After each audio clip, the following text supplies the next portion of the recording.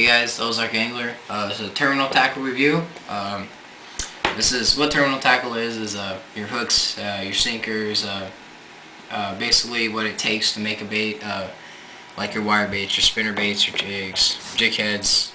I'm just gonna go through basically my terminal tackle just to show you like what it is, what you use it for, and stuff like that.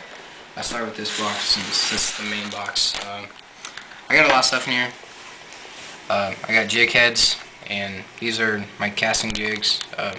This is one of my favorite ones. Got a black jig head. I get these at local tackle shops. They're just made by the guy who owns the place. They're real good. And then I've got a couple football head jigs. And basically the difference between a football head jig and a regular jig is the head. This one's got more of a football shape to it. And then this one's got more of a regular rounded shape to it. I've got swim bait hooks. This is basically when you put them on a swim bait, that's all the weight you need to cast it. And they have a waddling action.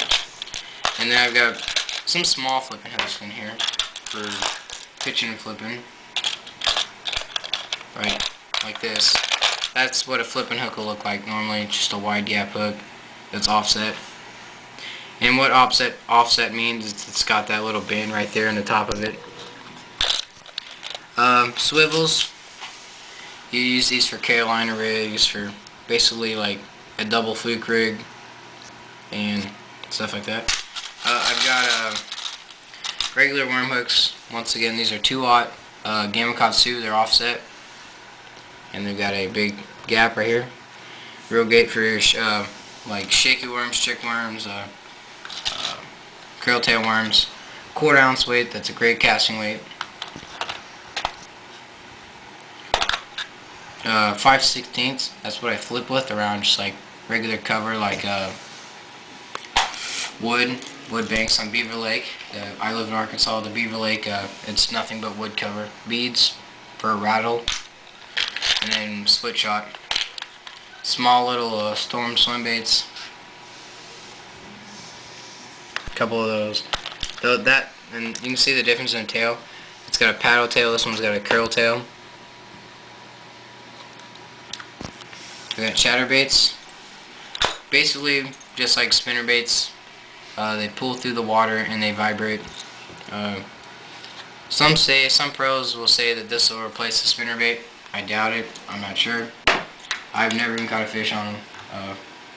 That's it with this box. And here's just this shaky heads, stand-up head jigs, 1/4 ounce jig heads. These are Arky jig heads, shaky heads. I use these a lot, especially in the fall and early spring times. And this one's broken because the hook's kind of straightened out. But this is a slider head. Real finesse bite, real small curl tail worms. This is pretty much the go-to head. It's just like fishing a Texas rig that's pegged, except it keeps the sinker from sliding up the line and scratching it. I got some new jig heads in here that I wanted to show you guys. These are real small. I think these are pretty cool. They have a little wobbling head action, kind of like, I don't know. I like to use lizards with them. Well, this is the real small 1/16 ounce. If I had a 1/4 ounce, I would use it for lizards and pulling the lizard behind it just along the bottom like that. And then I got the new Arky stand-up head for flipping cover. There we go. They stand up like that underwater, and the crawdad just pokes off the bag. And then the rest of my wire baits, like spinner baits and buzz baits, are in here. Just a few, or all of them. This is a buzz bait. This is a nighttime buzz bait.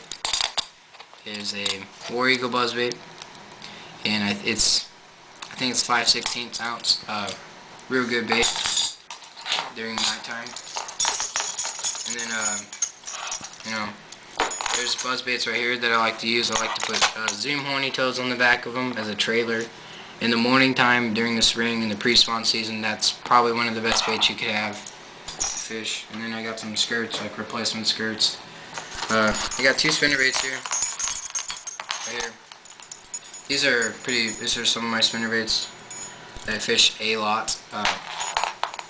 This right here is a H2O Express spinnerbait, and I'm going to show you some of the difference in the blades. And this is a Terminator spinnerbait. As you can see, the blades on all three of these spinnerbaits are different. And this is a man's spinnerbait. I have no idea. I got it from a friend. All the blades are different, as you can see. But these look the same. These are the Colorado blade with the willow leaf blade. And these are both gold, while this Colorado blade is silver, and this is gold. Now this one has two willow leaf blades, which pretty much will do about the same thing. I actually think it does a little bit more vibrating. I would use this more in the spring, late fall kind of time, or in the summer when the bass are just real aggressive, or even at night. It's got a lot of vibration to it, and it's got a dual trailer. It looks just like a shad. One more type of blade I want to show you is in here. Actually, two more types. One right here is this one is a finesse jig. It's got another kind of blade which I can't remember the name of, but it's finesse style. So it's real. I don't know, but it's 3/16 of an ounce.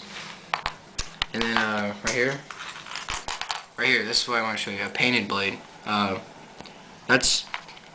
It really helps. I mean, it looks alive when it swims through the water. It actually looks like a bait fish. And last but not least, the Colorado blade. This has a ton of vibration, even though it's a little 1/8 ounce spinnerbait for crappie. It has a ton of vibration. I've caught many big bass on these little Strike King spinnerbaits. Love them to death, and I hope that you can get some. Alright guys, that's the end of the video. I'll definitely have another video soon. Sorry about the delay in the last video from now to here. I had school, snow days, just really haven't had time to make them. But thanks for watching, and I'll see you again with the next video.